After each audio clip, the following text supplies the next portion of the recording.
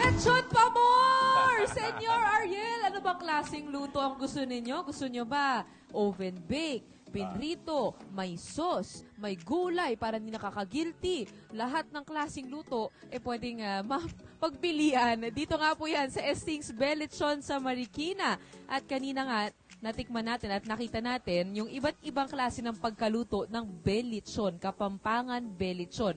Meron silang cebuchon, meron silang chilichon para sa mga spicy lovers. Meron din silang bringhechon kung gusto mong kompleto at may kanin na yung loob ng belechon. Pero alam nyo po ba na pwede rin palang isama yung belechon na yan sa iba't ibang klase ng putahe?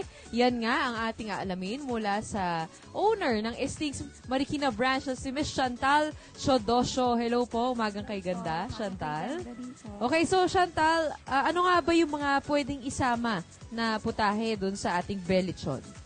Ito po, tokwa chon, sisig chon, dinuguan chon, then sinigang chon, pakbet chon, pansit chon, chop suey chon, kare-kare chon, silog chon, and rosemary chicken po. Parang sinasabi mo pa lang na bubusog na ako no? Pero dito sa lahat, ano ba yung pinakapatok o pinaka-bestseller po namin is kare-kare chon. Kasi yun ang una ko titikman. Ako, talagang hindi ako kasi mapakali, parang pinaniniginipan ko to pag hindi ko natitikman yung isang ulam, parang iniisip ko pa rin, kaya kailangan ko talaga tikman ito kare-karechon. So, paano nyo naman na naisip yung ganito na pwede palang isama yung belechon sa iba't ibang klase ng ulam, no? Ito po, since para po mas kakaiba po. Kasi po 'di ba ang common is parang baboy lang po. Kami po naisip po namin ang ilagay pong toppings is lechon po. Siyempre, Belechon. isama natin sa mga Filipino classics. Yes. Kasi nga, tama naman yun. Ang daming pwedeng, yung lechon, pwede mo siya ma-enjoy gamit ng iba't ibang sauce, iba't ibang lasa. Tapos, ito nga, sabi ko kanina, di kumain tayo ng konting gulay, di ba? Para hindi nakaka-guilty masyado. Tapos, ito yung ang tawag dito? Chop suey chon.